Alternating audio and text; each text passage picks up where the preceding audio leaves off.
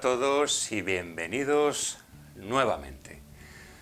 Hoy os traigo un tratamiento para provocar el vómito.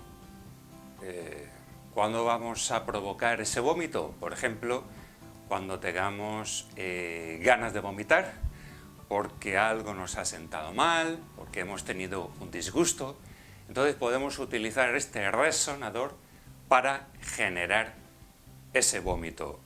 A veces en dolores de cabeza, como pueden ser las fuertes migrañas, que están relacionadas con la vesícula biliar, en relación, bueno, al elemento madera, hígado, vesícula biliar, muchas veces la persona tiene ganas de vomitar y no puede. Entonces, podemos utilizar también este resonador. ¿De acuerdo? Bueno, en cualquier caso, para generar el vómito, si nos hemos tomado algo, no nos ha sentado bien, en fin, podemos utilizarlo. Y es el 6 de maestro de corazón, es conocido también, se utiliza para problemas psíquicos, ¿no? Es el punto barrera interna.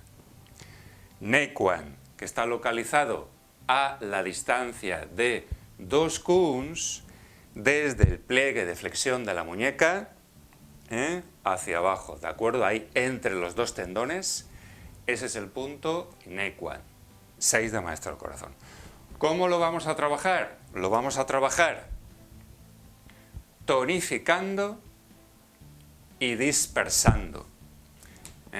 Recordar, ya lo sabéis, que tonificar es girar en el sentido de las agujas del reloj, y dispersar es girar en el sentido contrario a las agujas del reloj.